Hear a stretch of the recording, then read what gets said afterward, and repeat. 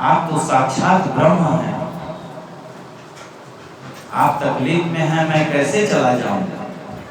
और उन्होंने ऐसा ही किया, वो कांटा निकाला और बोले कि आप मेरे रथ पे बैठ जाओ, चलो साथ में चलते हैं। कहाँ जा रहे हो? बोले हम जा रहे हैं संदीपनी जी के आश्रम में शिक्षा ग्रहण करने के लिए। बोले कि मैं भी तो वहीं जा रहा हूँ, मैं भी वहीं पढ़ता हूँ। बोले ठीक है, आप चाहें हम आ जाएंगे पीछे से। बोले नहीं, आपको तो मेरे साथ चलना होगा, इतना रक्त निकल रहा है पैर से, आप चल नहीं पाएंगे। और उठा करके कन्हैया ने सुदामा को अपने रथ में बैठा लिए और बैठा करके फिर आए गुरुकुल में। और उसी समय मित्रता हो गई उनकी। जब कुछ खाते थे तो वो सुदामा को जरूर देते थे, कहते थे सुदामा तुम कुछ खाए हो, तुम तो कुछ लाए नहीं होगे, लो मेरे में से खा लो। और खिलाते थे, जितने भी वहां पढ़ने वाले विद्यार्थी थे सबको खिलाते थे। एक दिन दो दिन खाए सुदामा, फिर जब छुट्टी का समय होता था, रिसेस होता था, उस समय कृष्ण जब सारी सामग्री निकाल करके बैठते थे तो देखते थे सुदामा कहाँ है। पता लगा सुदामा पहले से जा करके तालाब के नीचे बैठ करके वो इंतजार करते थे कि जब घंटी लगे तब मैं चलूं, नहीं तो कृष्ण फिर हमें खिलाएगा, मैं कुछ नहीं खिलाता। ये भाव होती है मित्र का। फिर भी कृष्ण खोजते खोजते पहुंच जाते थे, तुम यहाँ बैठे हो, और वहीं खिलाते थे उनको। और साथ साथ दोनों लोग रहते थे, इतनी घनिष्ठ मित्रता हो गई कि गुरु माता भी उनको मानने लगी। दोनों जब कहीं खेलने कहीं दूर चले जाते थे, संविदा लेने, लकड़ी लेने, सब शिष्य बैठ जाते थे भोजन करने, लेकिन बोले नहीं, जब तक से कृष्ण और सुदामा नहीं आ जाएंगे तब तक से किसी को भोजन नहीं मिलेगा। ये गुरु माता ऐसा करती थी। और आए और ढूंढती थी, कृष्ण कहाँ हो, कृष्ण कहाँ हो, सुदामा कहाँ हो। और ऐसे बुला करके भोजन जो कुछ भी रहता था वो देती थी, सब मिल बांट करके खाते थे, पढ़ते थे। सब शिक्षा का अध्ययन उन्होंने किया।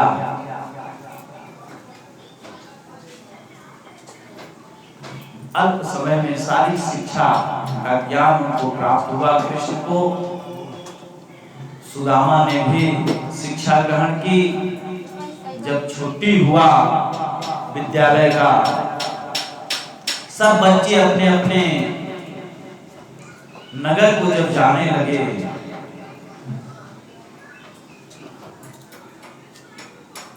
सबसे बाद में कन्हैया और कृष्ण।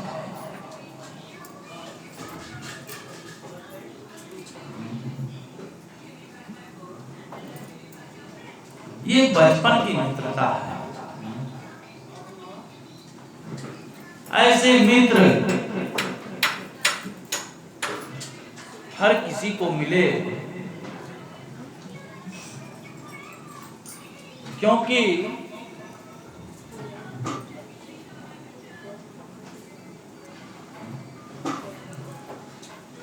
बचपन की यादें ताजी हो जाती।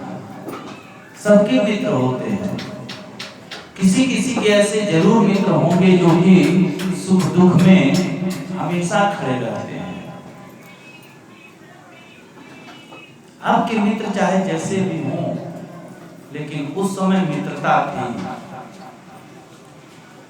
नगर के नगर, राज के राज, गांव के गांव में मित्रता थी।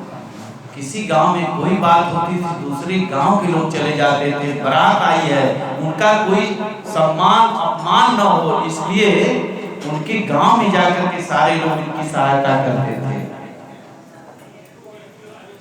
गांव में आ जाए, भले आपस में लड़ते थे लेकिन बारात आ जाए तो सब लोग इकट्ठा हो जाते थे पहले कि उनकी बिटिया की शादी है, उसमें हमको खड़ा रहना है, इज्जत नहीं जानी चाहिए गांव की। ये भाव था पहले।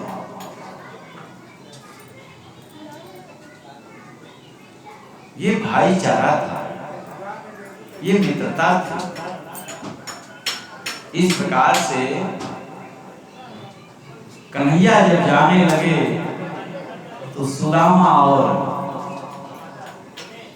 कृष्ण दोनों गले से लिपट करके बहुत रोए।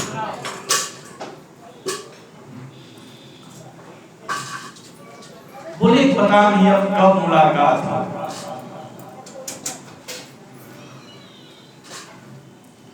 और इतने त्यागी कि किसी से कभी नहीं मांगे।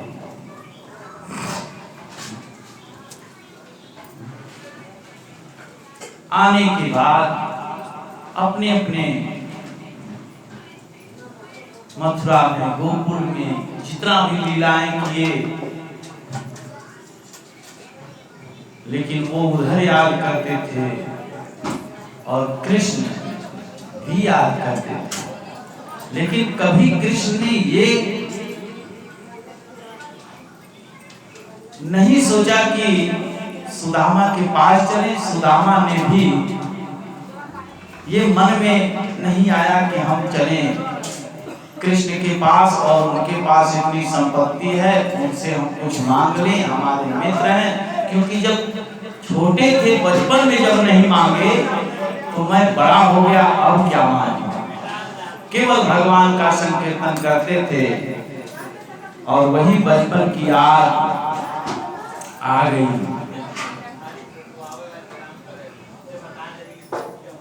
उन्होंने सुशीला से कहा, आज बचपन की बात याद आ गई। तो क्या चाहती हो देवी?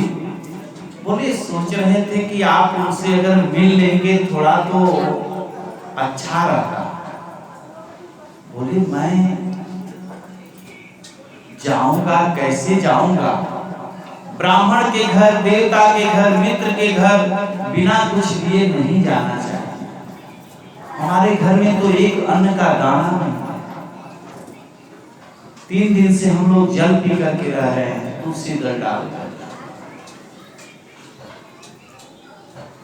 बोले आप तो जाने की तैयारी करो, आप जाओगे तो धन पैसा रुपया जरूर कन्हैया देंगे, राजा हैं।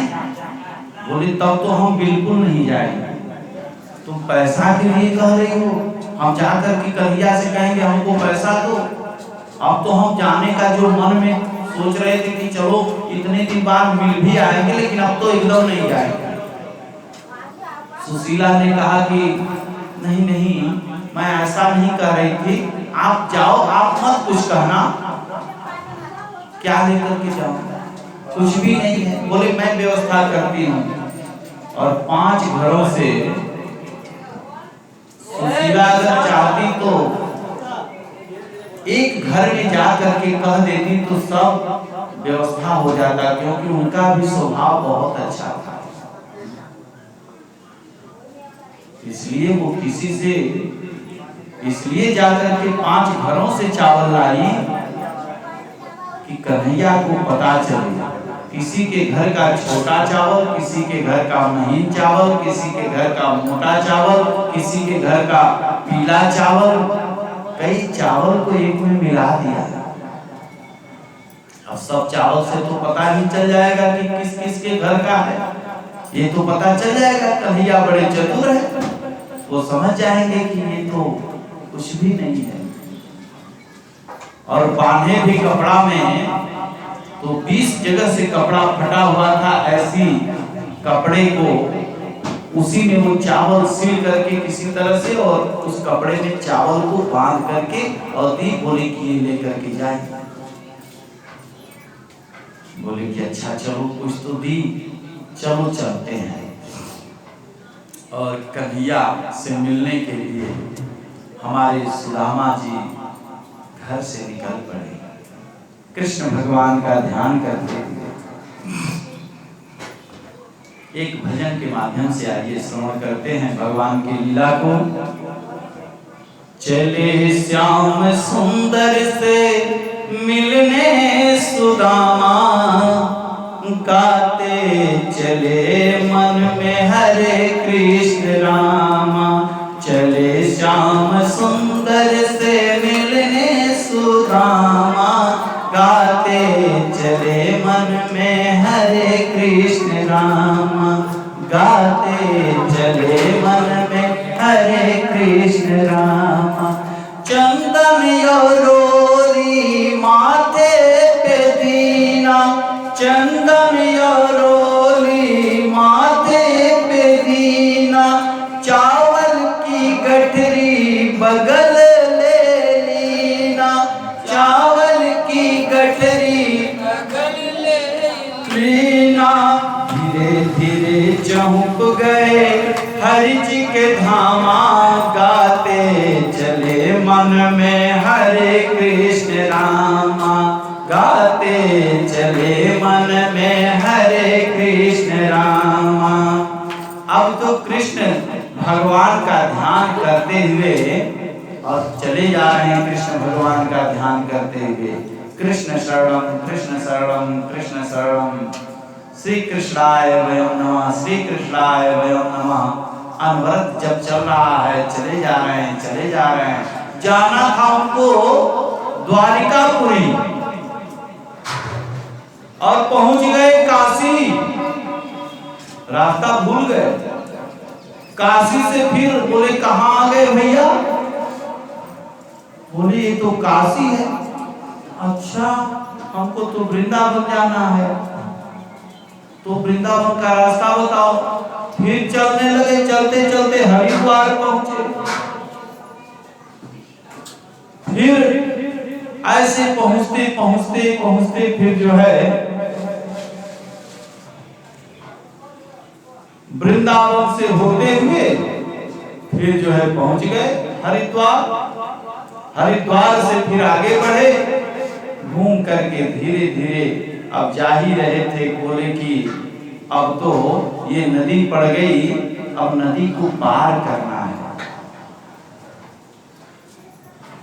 3 महीना बीत गया चलते चलते। पहले के लोग पैदल चलते थे, अब चले जा रहे हैं, चले जा रहे हैं। 20 जगह से धूली फटी हुई है, जूता भी नहीं है, कायदे का वस्त्र नहीं है, चले जा रहे हैं। नदी के तट पर पहुंचे। अब पहुंचने के बाद बोले मैं नदी पार कैसे करूं, शाम का समय हो गया। तब तक जो केवट था, जो मलाह था, जो नाविक था, वो सबको बिठा लिया था और बोले भैया और कोई बचा है तो आ करके नौका पे बैठ जाए, क्योंकि इसके बाद मैं उस पार चला जाऊंगा तो फिर इस पार नहीं आऊंगा।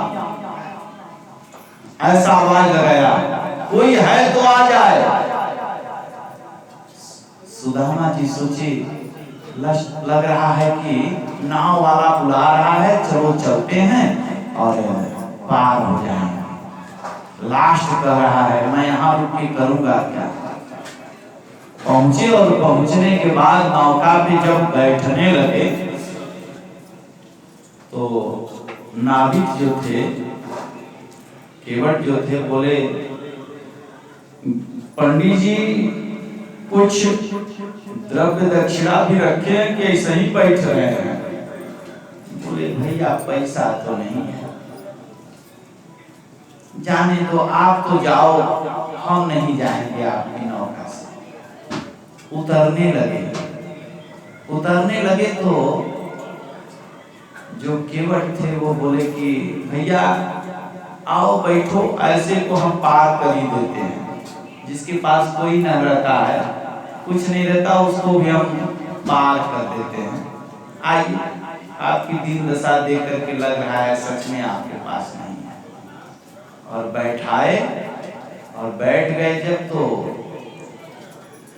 नाविक जो थे वो कभी नौका चलावे और एक टक जो है सुदामा को देख रहे थे, सुदामा जी को। भैया काहे को देख रहे हो हमें? बोले आप कहाँ जा रहे हो? बोले हम द्वारिकाधीश जा रहे हैं। द्वारिका जी में जो वो द्वारिकाधीश महाराज हैं वो हमारी बचपन के मित्र हैं, मैं उन्हीं से मिलने जा रहा हूँ। ऊपर से नीचे तक देखा और कहा कि काहे मजाक करते हैं भैया आप और उनके मित्र, कृष्ण के मित्र, ये हो ही नहीं सकता, क्योंकि आप ऐसे और वो महाराजा, सोना चांदी का महल, वस्त्र आभूषण सब एकदम, और आपके मित्र, मैं सच कह रहा हूँ, मेरे बचपन के लंगोटिया यार हैं, मेरे साथ खेले हैं, हम दोनों लोग एक में खाना तक खाए हैं। आपको विश्वास नहीं हो रहा? बोले नहीं, हमको एकदम विश्वास नहीं हो रहा। बोले नहीं, मैं सत्य कह रहा हूँ, मेरे बचपन के मित्र हैं। बोले कि अब ज्यादा आप हमारे कन्हैया के बारे में, मेरे मित्र के बारे में उल्टा सीधा मत बोलो, नहीं तो मैं यहीं अभी जल में कूद जाऊंगा, मैं नहीं जाऊंगा तुम्हारी नौका पे। मेरे मित्र के बारे में ऐसा करते हो? मैं कह रहा हूं कि मेरे बचपन का मित्र है, विश्वास नहीं हो रहा है, चलो मेरे साथ, मैं दिखाऊंगा मित्र है कि नहीं।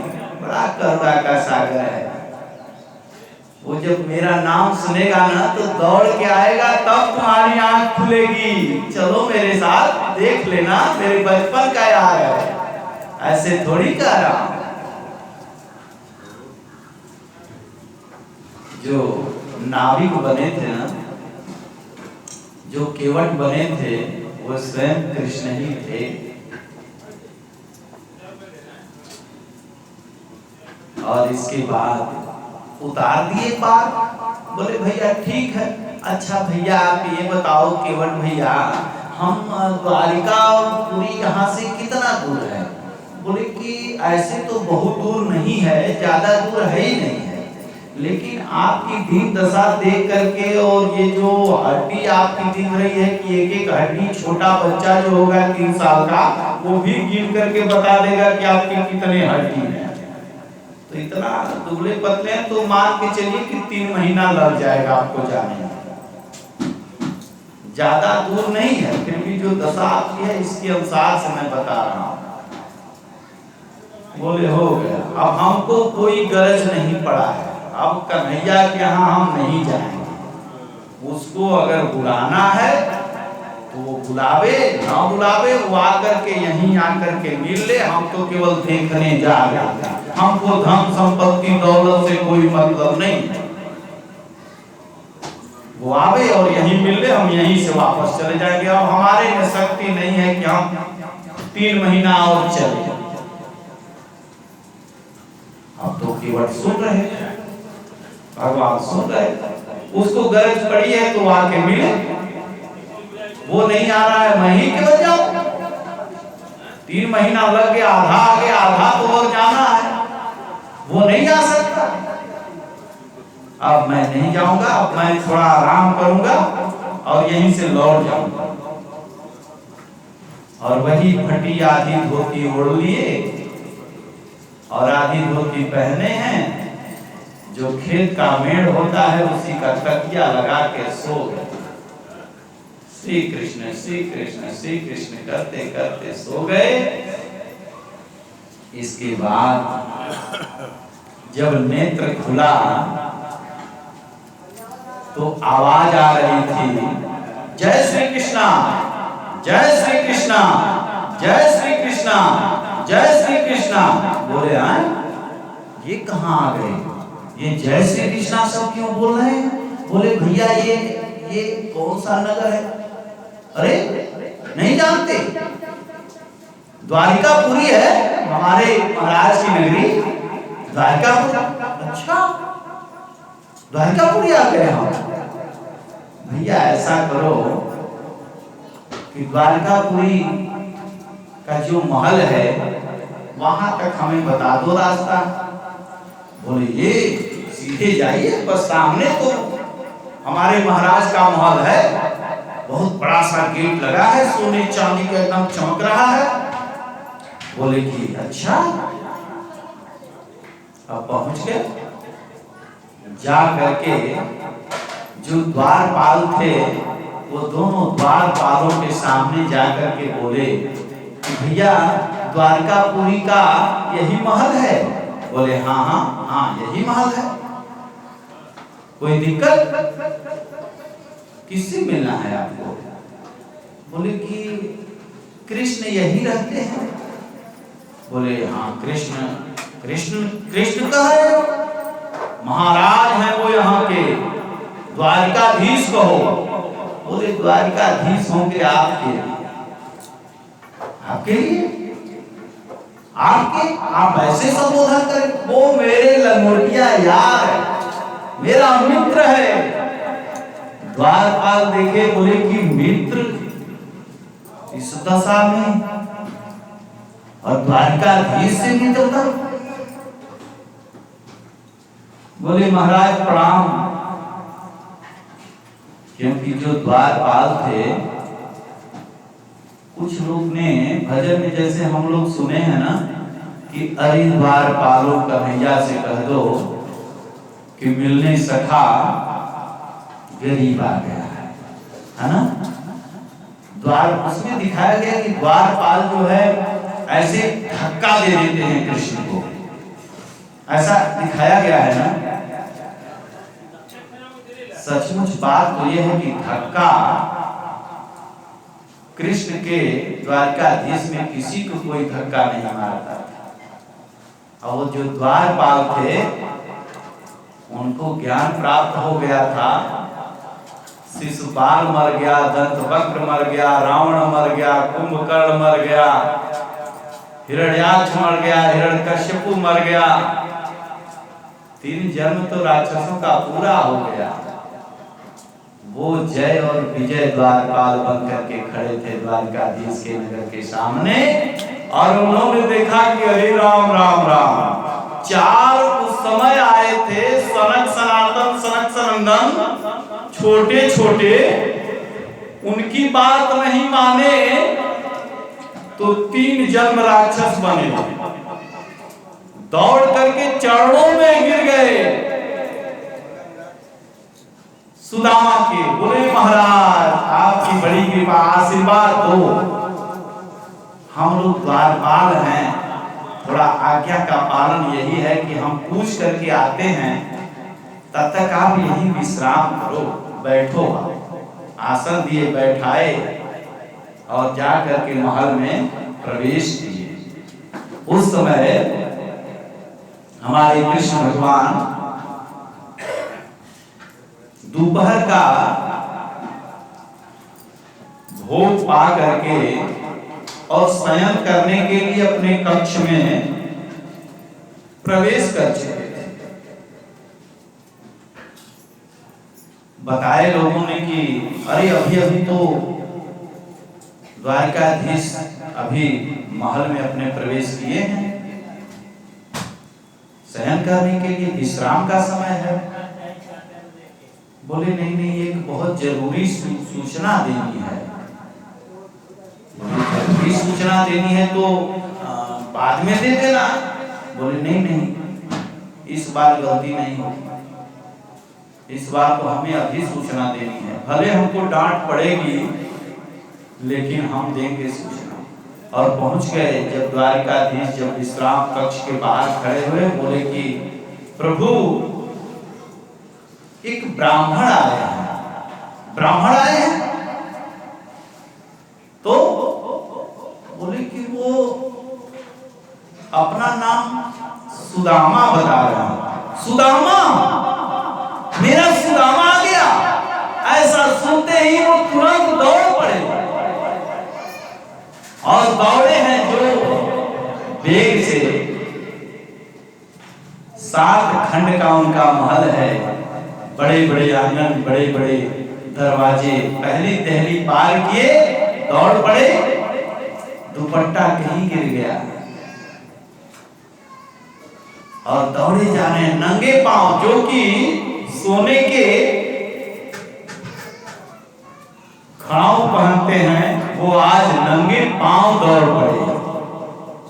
तपती हुई जमीन पे दौड़ रहे हैं सुदामा के लिए।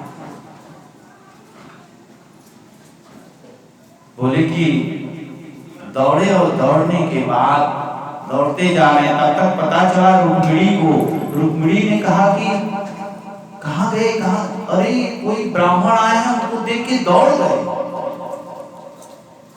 प्रद्युम्न पिताजी कहाँ गए? बोले कि अरे अभी अभी वो कोई ब्राह्मण आए, उनको उनके पीछे गए। अरे तो ब्राह्मण आए तो उनको रोक देना चाहिए, ब्राह्मणों को मिलने के लिए कम से कम 2-3 दिन बाद भी मिल सकते थे। ऐसा कौन ब्राह्मण आ गया जो कि जिसको मिलने के लिए दौड़ पड़े, वो भी नंगे पांव। उद्धव जी भी दौड़ रहे हैं, उद्धव जी मंत्री हैं उनके, वो भी दौड़े, सब लोग पीछे पीछे उनके दौड़ रहा है। और द्वारिकाधीश पहुंचे हैं, सुदामा बैठे थे और सुदामा को देखा और कहा सुदामा। तब तो कृष्ण कृष्ण कह करके वो दौड़ पड़े और दौड़ करके दोनों लोग ऐसा मिले हैं जैसे जन्म जन्म का प्यास किसी को लगा हो, जैसे आत्मा परमात्मा से मिलने के लिए व्याकुल होती है, ऐसे हमारे कन्हैया सुदामा से मिले, गले लपटा लिया कि आए सुदामा खबर जब पाए, अथाए हैं मोहन गले लपटाए। रोई रोई कुशलिया पूछे अभिरामा, चले श्याम सुंदर से मिलने सुदामा। ऐसे भगवान की बड़ी लीला है।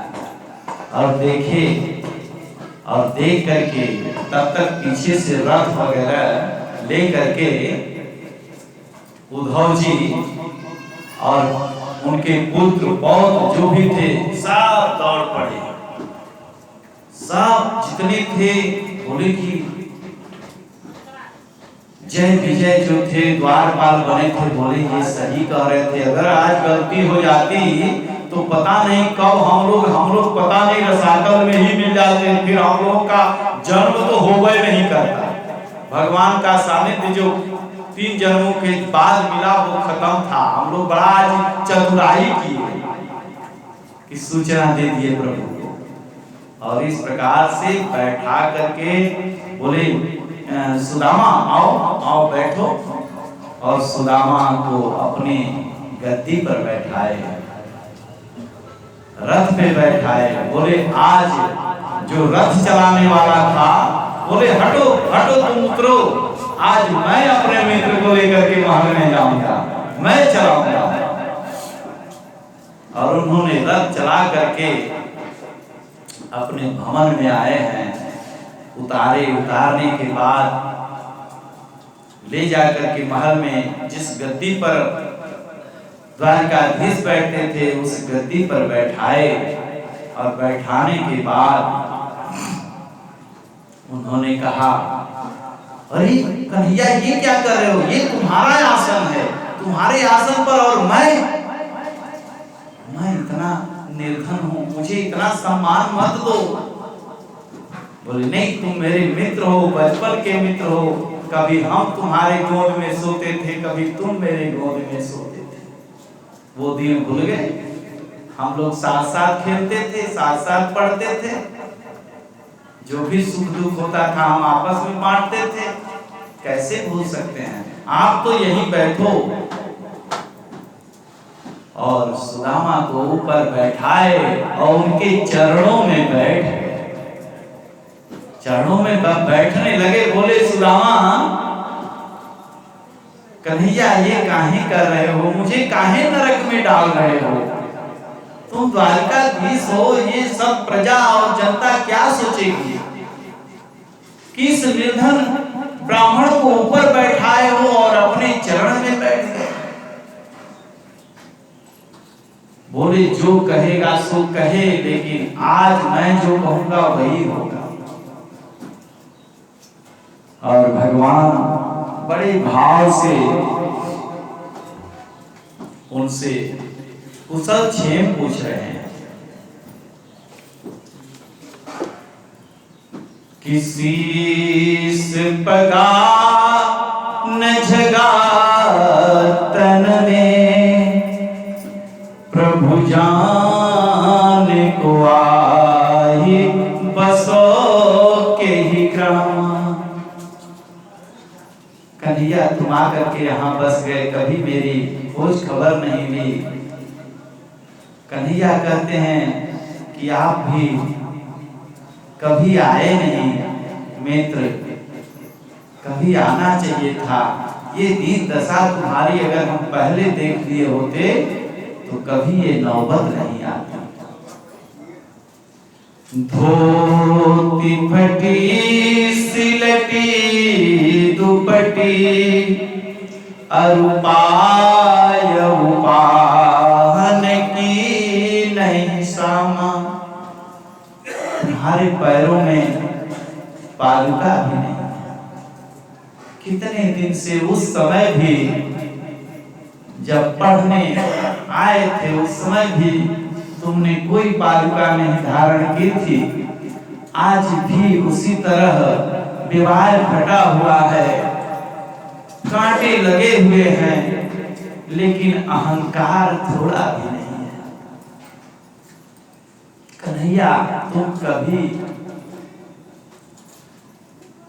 ऐसे कह रहे हो, सब तुम्हारा दिया हुआ है, मैं बड़ा धनी हूं, जो तुम्हारे जैसा मुझे मित्र मिला है, मुझे क्या चाहिए। आज कन्हैया और कृष्ण और इधर सुदामा सब एकदम आनंद में अपने आप में बात कर रहे हैं। धोती तुम्हारी इतनी फट गई है, कई जगह से फटी है। दुपट्टा तुम्हारा कायदे का नहीं है, सिकुड़ करके इतना छोटा हो गया है। अभी तुम वही वस्त्र धारण किए हो, अभी तक जो उस समय पढ़ने के समय पहन करके आए थे, आज भी वही। बूढ़े वस्त्र का क्या करना है कन्हैया, बस काफी है इतना तन ढकने के लिए। किसी से पगा